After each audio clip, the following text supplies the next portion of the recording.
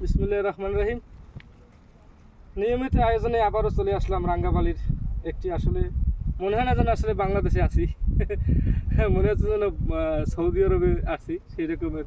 এখন যে একটা ফল আমরা জাত দেখতে পাচ্ছি ভিন্ন রকমের, মনে হয় যেন বাংলাদেশে এটা হয় না, বাহিরে বা বাহিরের রাষ্ট্রে হয়, সেই রকমই মনে হচ্ছে। আসলে রাঙ্গাবালি উপজেলায় এসে আমি নিয়মিত আয়োজনে পথে ঘাটে মাঠে প্রান্তরে নিয়মিতই আছি। আমি মিজানুর রহমান সোহান, নওয়ামী সিড কোম্পানি ইন্টারন্যাশনাল। তো এখানে যে আসলে ফলন দেখতেছি, এই যে একদম অনেক দূর, যত দূর যাচ্ছে চোখের ফলন যাচ্ছে। এটার নাম হলে সাম্মাম বলে। আসলে আমি অভিভূত যে সাম্মাম আমাদের বাংলাদেশে এত সুন্দর হয়, এটা আমি নিজে সচক্ষে না দেখলে নয়। এই যে ফলনগুলো দেখা যাচ্ছে, এটা নওয়ামী সিডের ফলটার নাম হয়েছে ক্রিস্টাল। দর্শক ভাই, ক্রিস্টাল।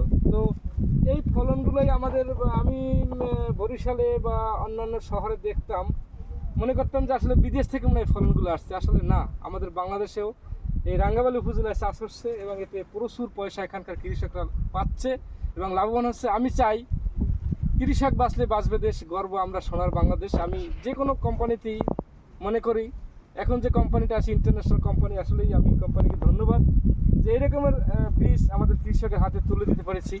এবং আগামী দিনগুলোতেও ইনশাআল্লাহ আমরা কৃষকের মাঝে আমাকে সবসময় আপনারা পাবেন।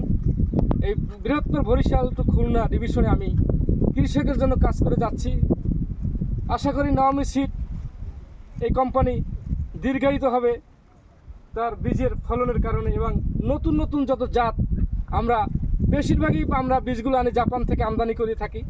এই আমদানিকৃত বীজগুলো আমরা সাপ্লাই বিভিন্ন ডিলারের মাধ্যমে দেয়। এখানকার ডিলার আমাদের